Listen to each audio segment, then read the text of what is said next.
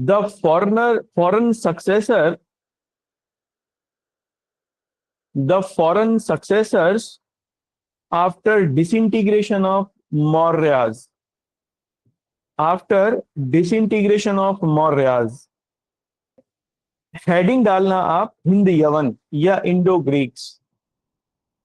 Indo Greeks, देखो ये लोग बैक्ट्रिया के थे, मतलब जिन्होंने भारत पे आक्रमण किया ये लोग बैक्ट्रिया के थे। बैक्ट्रिया माने आज का अफगानिस्तान।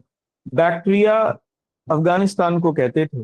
एक्चुअली अफगानिस्तान में भी बैक्ट्रिया कहते थे बल्ख को, जो बल्ख प्रोविंस है आज। और बल्ख माने उत्तरी अफगानिस्तान, नॉर्दर्न अफगानिस्तान, जो उज्बेकिस्तान से जिसकी बाउंड्री लगती है वो। तो ये बल्ख से थे और यानी बैक्ट्रिया से थे। वहां से इन्होंने इंडिया पर आक्रमण किया। और बैक्ट्रिया कि जो सबसे पहले ये रूलर थे जिन्होंने इंडिया पर आक्रमण किया, उनका नाम था डेमेट्रियस फर्स्ट। डेमेट्रियस फर्स्ट ने सबसे पहले इंडिया पर अटैक किया इंडो ग्रीक्स के रूप में, है ना। अब इनमें भी जो सबसे इंपॉर्टेंट है आगे आएगा वो मिनेंडर है। हम लोग मिनेंडर के बारे में जरूर पढ़ेंगे क्योंकि वो इंपॉर्टेंट रूलर थे इंडो ग्रीक्स के। उन्हीं के लिए ही बाकी हम लोग ये पढ़ते भी हैं, बाकी कुछ है नहीं इंपॉर्टेंट। अब इन्होंने क्या किया, पंजाब को जीत लिया था, है ना। और पंजाब, क्योंकि पंजाब जुड़ा हुआ था ना अफगानिस्तान से, तो पंजाब को इन्होंने जीत लिया और साकल को अपनी राजधानी बनाया। साकल, साकल माने आज का सियालकोट। जो आज का सियालकोट है पंजाब अफगानिस्तान सॉरी पाकिस्तान में है आजकल, तो पाकिस्तानी पंजाब में है वो उस समय हम लोगों की ये बैक्ट्रिया की राजधानी, सॉरी हिंदी अवनों की राजधानी था भारत में। नेक्स्ट पॉइंट से लिखना। देखो जो डेमेट्रियस के बाद में, अब ये डेमेट्रियस का जो टाइम पीरियड है ये 189 से 171 के आसपास का है। 189 बीसी से लेकर 171 बीसी तक का, है ना। लेकिन इसमें भी जो सबसे इंपॉर्टेंट रूलर थे वो मिनेंडर थे। हम लोग इन्हीं के बारे में पढ़ेंगे। मिनेंडर डेमेट्रियस के शायद पोते वोते लगते थे। 165 से लेकर 145 बीसी तक इन्होंने रूल किया, वही साकल पर ही रूल किया पाकिस्तान में। देखो ये इंपॉर्टेंट इसलिए है, एक जब ये भारत आए ना और इन्होंने यहां उत्तर भारत को जीत लिया फाइनली, तो ये थोड़े आध्यात्मिक विचारों के व्यक्ति थे। तो इन्होंने एक प्रसिद्ध बौद्ध विद्वान को अपने दरबार में बुलाया और उससे इन्होंने धर्म के ऊपर डिस्कोर्स किया। वो बौद्ध विद्वान थे नागसेन, उनका नाम था। अपने समय के बहुत फाइनेस्ट स्कॉलर थे, बुद्धिस्ट स्कॉलर नागसेन। उनके साथ इन्होंने वार्तालाप किया, डिस्कोर्स किया। उस डिस्कोर्स का इतना प्रभाव इन पर हुआ कि ये फिर बाद में बुद्ध हो गए, सॉरी बौद्ध धर्म को इन्होंने अडॉप्ट कर लिया। बहुत शानदार डिस्कोर्स है, पहले मुझे कुछ याद था उसका लेकिन अब मैं ध्यान नहीं आ रहा है। बड़ा शानदार डिस्कोर्स है वो। कुछ शब्द, कुछ क्वेश्चंस हैं उसमें। मिलिंद के प्रश्न के नाम से वो एक किताब है, मिलिंद पन्हो। मिलिंद पन्हो ये वो किताब है जिसमें वो डिस्कोर्स है और उसका नाम है मिलिंद के प्रश्न। तो वो नागसेन के साथ इनके प्रश्न थे। तो फाइनली बुद्धिज्म में वो फिर उन्होंने अडॉप्ट कर लिया था बुद्धिज्म और बौद्ध हो गए थे। यही इंपॉर्टेंट बात है सबसे इनके बारे में। तो एक बात तो इनके बारे में ये है। दूसरी बात इनके बारे में इंपॉर्टेंट ये है, देखो इंडो ग्रीक शासकों ने सबसे पहले भारत में सोने के सिक्के चलाए थे और व्यापार के लिए इन सिक्कों का उपयोग किया जाता था। सोने के सिक्कों का, पहली बार व्यापार के लिए सोने के सिक्कों का उपयोग हुआ। अदरवाइज तो सोने के सिक्कों का उपयोग व्यापार के लिए नहीं होता था, बल्कि लोग उसको पूंजी के रूप में रखते थे, अपनी कैपिटल के रूप में रखते थे। एक बात ये, दूसरी बात ये कि इनके सिक्कों पर यूनानी और खरोष्टी लिपि में जो जानकारी है वो लिखी होती थी। तो यूनानी और खरोष्टी लिपि वाले सिक्के इन लोगों ने चलाए, है ना, दूसरी बात। और तीसरी बात ये इनके बारे में कि जो इंडो ग्रीक्स थे, है ना, इतना ही योगदान है इनका बस। जो इंडो ग्रीक्स थे ये पंजाब तक आ गए थे, तो इन्होंने भारत में, और इन्होंने भारतीय संस्कृति को अडॉप्ट कर लिया था, भारतीय ही हो गए थे। तो फिर इन्होंने भारतीय कला के ऊपर इनका प्रभाव देखने को मिलता है, और वो प्रभाव ये था, सबसे ज्यादा प्रभाव देखने को मिला मूर्ति कला के ऊपर। गंधार मूर्ति कला में हिंद यूनानी शासकों का प्रभाव साफ तौर पर देखा जा सकता है, क्योंकि गंधार मूर्ति कला यूनानी मूर्ति कला से काफी मिलती जुलती थी। तो गंधार मूर्ति कला की जो शुरुआत होती है भारत में,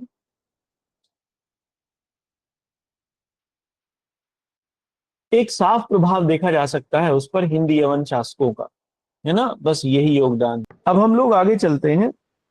देखो, इंडो ग्रीक्स के बाद में जो भारत आने वाले लोग थे, वो दो शाखाएं थी जो भारत आई, लगभग साथ साथ आई, लेकिन एक दूसरे के ही शत्रु थे, है ना, एक दूसरे का पीछा करते ही करते ये लोग भारत आए। सबसे पहले जो भारत आए इंडो ग्रीक्स के बाद, वो शकाज थे, शक लोग थे। शकों के आक्रमण होने शुरू हो गए थे, और सेंट्रल एशिया से ये आने वाले लोग थे, मध्य एशिया से। अच्छा, शकों में पूरी तरीके से जो इनकी संरचना थी, शकों की सामाजिक संरचना, वो पूरी तरीके से जनजातीय थी, ट्राइबल थी। ये वैसी ही थी जैसे आज भी आपको देखने को मिलती है। आप, बड़ा इंटरेस्टिंग है ये चीज, है ना, जैसे आप राजपूतों में देखो, जाटों में देखो, गुर्जरों में देखो, अभी भी हिरार्की देखने को मिलेगी आपको उनके समाजों में। इन समाजों में एक तरीके की सोपानी संरचना देखने को मिलती है। जैसे परिवार का जो महत्वपूर्ण व्यक्ति होगा, मुखिया होगा, वो परिवार का मुखिया होगा, बाकी सब लोग उसकी मानेंगे। और फिर कई सारे परिवारों में कुल का भी एक मुखिया होगा। जैसे जाटों में आप देखो खाप देखने को मिलती है, खाप पंचायत, है ना। ये वैसी ही कॉन्सेप्ट है आज भी, वो गई नहीं है आज भी। सेम चीज आपको राजपूतों में भी सरपंच की कॉन्सेप्ट देखने को मिलती है। ऐसे ही गुर्जरों में भी होती होगी। मैं ज्यादा तो मैंने स्टडी उनको किया नहीं है, उनकी सोसाइटी की, लेकिन जरूर होती होगी ऐसी कोई संरचना। तो ये लोग एक्चुअली एक ही एंसेस्ट्री के हैं तीनों, ये तीनों एक ही वंश के लोग हैं। इसलिए आप तीनों को देखोगे तो दुनिया, भारत में ये तीनों एक ही जगह मिलेंगे। इन लोगों का जो रेजिडेंस वगैरह होंगे, तो रेजिडेंस माने इन लोगों का जो एरिया है जहां ये कंसंट्रेट करते हैं, तीनों आपको एक जगह मिलेंगे। इनकी एंसेस्ट्री कहां से है? ये लोग इंडिजिनस नहीं है इंडिया के, ये लोग यहाँ के देशज लोग नहीं है, बाहर से आने वाले लोग थे। और इनकी पहचान है, ये बाहर से आने की पहचान है इन लोगों की, है ना। जैसे इन लोगों का जो फिजियोग्राफी है, इन लोगों की जो शारीरिक संरचना है, वो मध्य एशिया के लोगों से जुड़ती है, काफी ज्यादा सेंट्रल एशिया के लोगों से मिलती है इन लोगों की शारीरिक संरचना, और एक ही जैसी मिलती है तीनों की। और आज भी आप देखोगे तो तीनों के गोत्र भी एक जैसे हैं, एक गोत्र दूसरे में देखने को मिल जाएगा। इनकी एंसेस्ट्री जाती है शकों के साथ में।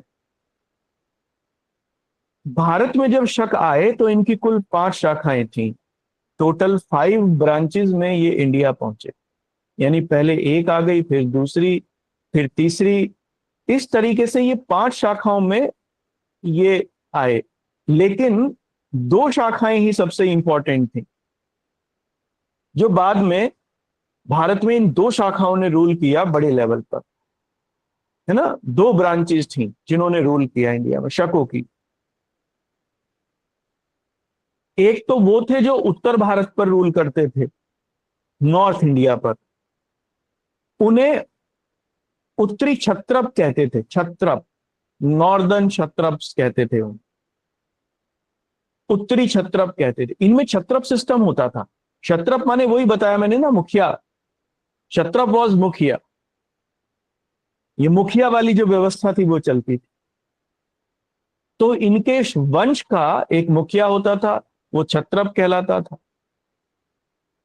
तो वो लोग जिन्होंने उत्तर भारत पर रूल किया, जिनकी राजधानी दो थी, एक तक्षशिला थी और एक मथुरा थी, उन्हें उत्तरी क्षत्रप कहे, उनको कहा गया, या उत्तर क्षत्रपी भी उसे कहते थे, नॉर्थ क्षत्रपी भी इसे कहते थे, इस एरिया को। तो जो शक यहां रूल करते थे उनकी राजधानियां दो थी, एक की राजधानी तक्षशिला थी एक हिस्से की, और दूसरे हिस्से की राजधानी थी मथुरा में। ट्राइबल टाइप की कल्चर थी, कई लोग एक साथ शासन करते थे, कोई प्रॉब्लम नहीं थी। एक दूसरी जो शाखा थी इसे पश्चिमी क्षत्रप कहते थे, वेस्टर्न क्षत्रप कहते थे। ये पश्चिमी एरिया में रूल करते थे, पश्चिमी भारत में रूल करते थे। इनके भी दो केंद्र थे, एक केंद्र था नासिक और एक केंद्र था उज्जैन। क्योंकि नासिक इनका केंद्र था, एक राजधानी, इसीलिए आंध्र सातवाहनों के साथ इनका झगड़ा था, क्योंकि नासिक महाराष्ट्र में है और आंध्र सातवाहन रूलर भी महाराष्ट्र में रूल करते थे। इसलिए आंध्र सातवाहनों के साथ इनके खूब युद्ध हुए, पश्चिमी क्षत्रपों के, वेस्टर्न क्षत्रपों के। तो इस तरीके से ये केवल दो शाखाएं इंपॉर्टेंट हैं शकों की, एक नॉर्दर्न ब्रांच जिसे उत्तरी क्षत्रपी या उत्तर क्षत्रपी के नाम से हम लोग जानते थे, और एक पश्चिमी शाखा जिसे वेस्टर्न क्षत्रपी के नाम से जानते थे। जो उत्तरी क्षत्रपी थी उसकी दो राजधानियां थी, एक तक्षशिला थी एक मथुरा थी। और एक जो दूसरी क्षत्रपी थी, देखो आज भी जो मथुरा इंपॉर्टेंट है ना, आप देखो जाटों का, गुर्जरों का और राजपूतों का केंद्र है आज भी मथुरा, उसके आसपास के एरिया। दूसरी राजधानी इनकी थी तक्षशिला। इसी तरीके से जो पश्चिमी क्षत्रप थे उसकी भी दो राजधानियां थी, नासिक और उज्जैन। ठीक है, ये बात क्लियर हुई इनके बारे में। शकों के बारे में कहां से आए, कौन कौन सी शाखाएं थी। अब एक नोट करके लिखो पहले तो। देखो छत्रप माने होता था, आज का इनके इनके लिए छत्रप होता था, हमारे लिए जैसे राजा है, ये अपने राजा को छत्रप कहते थे। तो आप नोट करके लिखना, भारत में शक अपने राजा को छत्रप कहते थे, अपने राजा को क्षत्रप कहते थे। इन इंडिया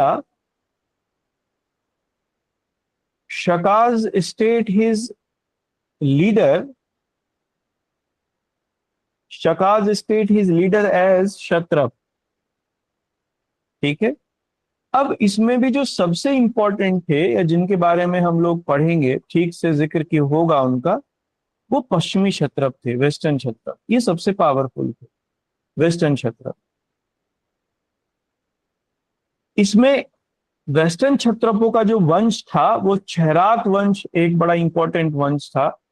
इस क्षैरात वंश के ही शासक थे नहपान, है ना, जिनको गौतमी पुत्र सातकर्णी ने पीछे हमने पढ़ा मार दिया था युद्ध में, आंध्र सातवाहन वंश के रूलर ने। और बाद में फिर इन्हीं के बेटे हुए रुद्रदामन, है ना। सेकंड क्षत्रप थे पश्चिमी क्षत्रप, वेस्टर्न क्षत्रप, यही तो सबसे इंपॉर्टेंट थे, यही अभी बताया जा रहा है, नासिक और उज्जैन के। तो आप लिख देखो, शकों के बारे में सबसे खास बात यह है कि इन्होंने बड़े लेवल पर चांदी की मुद्राएं भारत में चलाई, है ना। और कारण उसका यह था क्योंकि पश्चिम से ये लोग आए, वेस्ट से, और भारत में जो चांदी थी अफगानिस्तान से ही आती थी, हमारे यहाँ तो नहीं होती थी। मध्य एशिया और अफगानिस्तान से हम लोग इंपोर्ट करते थे, ये लोग वहीं से आए थे। और ये इंपॉर्टेंट ट्रेडिंग रूट्स पर इनका कब्जा था, क्योंकि पश्चिम से ही तो होते हुए अफगानिस्तान और ईरान जाया जाता था। वो इंपॉर्टेंट सेंटर्स थे वो व्यापार के। इसलिए शकों ने भारत में बड़ी संख्या में चांदी की मुद्राएं चलाई जब ये भारत में आए, है ना। तो आप लिखना अगले पॉइंट में, ठीक है ना। अच्छा, इनमें भी जो सबसे इंपॉर्टेंट शासक था उनका नाम था शकों का, उनका नाम था रुद्रदामन। 130 से 150 ईस्वी में पश्चिमी शकों का, है ना। मथुरा के शकों का भी देखेंगे। ब्रैकेट में लिखना 150 ईस्वी। ये जूनागढ़ अभिलेख 150 ईस्वी का है ना। और इस अभिलेख से ही पता चलता है कि अ, अ, सुदर्शन झील के बांध का इन्होंने पुनर्निर्माण कराया, रिकंस्ट्रक्शन इन्होंने कराया था। सुदर्शन झील का निर्माण कराया था चंद्रगुप्त मौर्य ने जूनागढ़ में, गुजरात में। चूंकि वहां सूखा पड़ता था तो एक झील बनवाई गई थी बहुत बड़ी, जो पानी की आपूर्ति करती थी पूरे इस क्षेत्र को। तो सुदर्शन झील का इन्होंने रिकंस्ट्रक्शन कराया फिर से। आ गई होगी कुछ प्रॉब्लम। और उस समय यहाँ का राज्यपाल जो था वो सुविशाख था, जिसने ये काम कराया रुद्रदामन के आदेश पर। तो ठीक है। अब यहां पर एक अगला पॉइंट लिखना, ये पश्चिमी शकों के बारे में अंतिम भी होगा। देखो, वैसे तो ये लंबे समय तक रूल करते रहे पश्चिमी शक। ऐसा माना जाता है कि 320 ईस्वी या शायद 340 ईस्वी तक ये रूल करते रहे, है ना। 320 एडी तक लगभग। और ये इनका रूल समाप्त हुआ, समाप्त किया इनका रूल चंद्रगुप्त विक्रमादित्य ने। हुआ ये कि चंद्रगुप्त विक्रमादित्य के ऊपर अटैक किया शकों ने, और शकों के रूलर थे उस समय रुद्र सिंह थर्ड।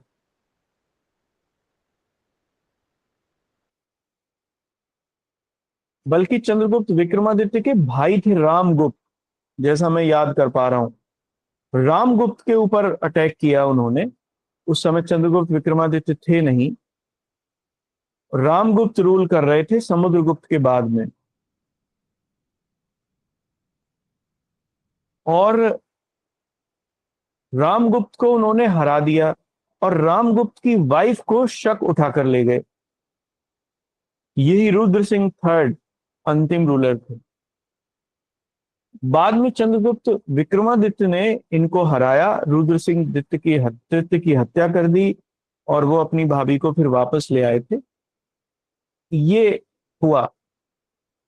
ये कहानी इसलिए इंपॉर्टेंट है इतिहास में क्योंकि चंद्रगुप्त विक्रमादित्य ने शकों को हराने के बाद ही विक्रमादित्य की उपाधि धारण की थी। क्योंकि शक हारते नहीं थे, बहुत पावरफुल लोग थे, एक चीज। और दूसरे, उनके व्याघ्र शैली के जो सिक्के थे गुप्तों के, और चंद्रगुप्त विक्रमादित्य व्याघ्र शैली माने उन्होंने अपने सिक्कों पर बाघ का चिन्ह बनवाया था, तो उनको व्याघ्र शैली के सिक्के कहते हैं। चंद्रगुप्त विक्रमादित्य के ही सिक्के थे वो। तो ये सिक्के उन्होंने तभी जारी किए जब रुद्र सिंह थर्ड को हरा दिया था, या इन रूलर्स को हराया था। ठीक है, तो आप ये लिखिए, है ना। कोई खास बात नहीं थी, बस सिक्कों के ऊपर बाघ का चिन्ह बना था, और इसी समय फिर इन्होंने विक्रमादित्य की उपाधि भी ली। ये हम लोग आगे पढ़ेंगे, गुप्तों को जब लोग पढ़ेंगे। तो एक तो कहानी शकों की यहां खत्म होती है, पश्चिमी शकों की जो दो शाखाएं थी उनमें से एक की। उत्तर भारत में जो इंपॉर्टेंट थे, या उत्तरी क्षत्रप जिनको हम लोग कहते हैं, उनमें मथुरा के शक इंपॉर्टेंट थे। मथुरा पर ये रूल करते थे। यहीं उत्तरी भारत में ही एक उस समय इंपॉर्टेंट शासक हुए विक्रमादित्य, और विक्रमादित्य ने शकों को पराजित कर दिया था, ये मथुरा के शकों को 57 ईसा पूर्व में, 57 बीसी में। और फिर इसी समय विक्रमादित्य ने विक्रम संवत की शुरुआत की। आज भी विक्रम संवत जो है, या विक्रम संवत या मालव संवत जो है, वो भारत का ओरिजिनल कैलेंडर भी है। ठीक है ना। तो